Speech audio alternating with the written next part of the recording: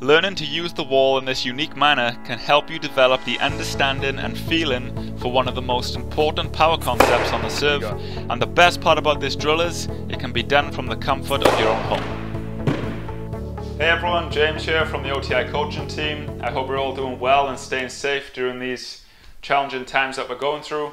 And today I'm coming to you with a creative drill where all you need is a ball and a wall. Now I trust many of you have a wall nearby, and basically the wall today is going to be your best friend, since we're going to be working on the roll of the elbow when serving. Now this is something a lot of players struggle with. It's very difficult to master. And before we go into the drill here, I'll give you a brief description on the roll of the elbow. So what you're going to do is you'll turn away from the target and you'll get into a good half serve position, as you can see right here. Now in this position you can see a few things. Number one, the elbow is approximately just below shoulder level, as you can see there. You can also see how I've got a double bend in the arm, and the arm is nice and relaxed. That's the first thing. Now in this position you can also see how I've created a straight line between my shoulders and elbow. That's very important.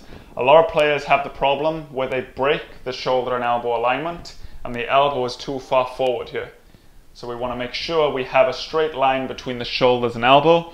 Now from here I will initiate the right to left motion by bending from the elbow, as you can see there. But what I want you to pay close attention to is how the elbow will remain approximately in this position. A good analogy to have in mind is, as OTI instructor Greg Lasser says, it's like the elbow is resting on an imaginary post. See that right there?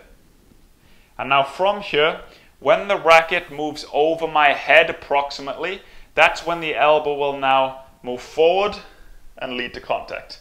So take a look at that one more time.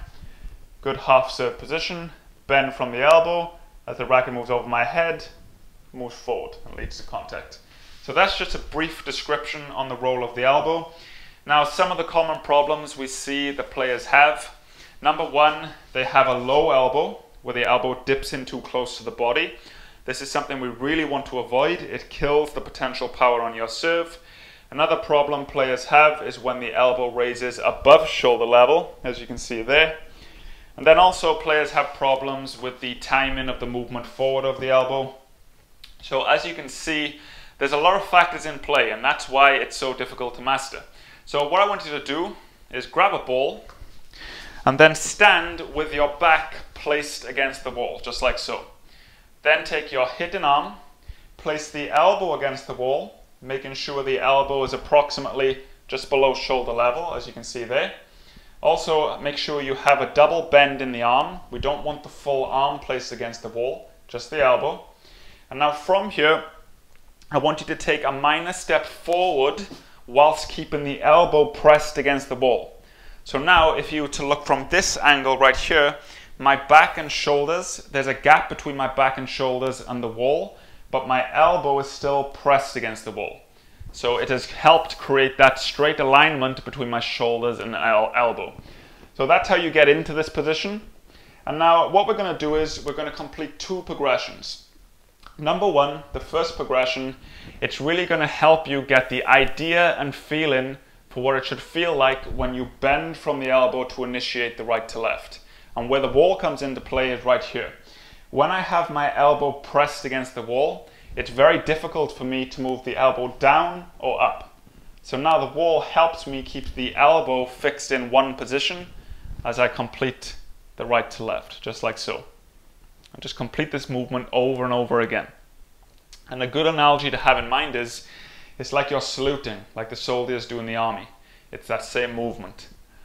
Just do this over and over again, making sure also the ball is pointing down, knuckles are pointing to the sky. And as you can see, it really helps keep my elbow fixed in one position. And that's progression one. And then what you can do is we'll progress to progression two. And the wall is going to help you with the timing of the movement forward of the elbow. So you're going to set up in the same position, elbow pressed against the wall, just below shoulder level. You can also set up your feet just like you would be serving, so it makes it more realistic for you. And now you're going to complete progression one. So you bend from the elbow, but now as the ball passes my ear, approximately, that's when the elbow will now disconnect from the wall and begin to move forward. Take a look at that one more time. I bend from the elbow. As the ball passes my ear, the elbow disconnects and moves forward. And again, bend from the elbow, move forward. And then also you can complete the full swing. So it would look something like this. Bend from the elbow, move forward, and complete the swing. And as you can see, the wall is helping you with two things. Number one is helping you keep the elbow fixed in one position as you complete the right component of the right to left. And then also is helping you with the timing of the movement forward of the elbow. And let's say, for example, you have the problem where the elbow dips in too close to your body. Then going out on a tennis court and trying to correct it when hitting the ball is simply not going to work. You're going to revert back to old habits simply because your focus is on hitting this ball. Where we want the focus to actually be on executing these mechanics regardless of where the ball goes.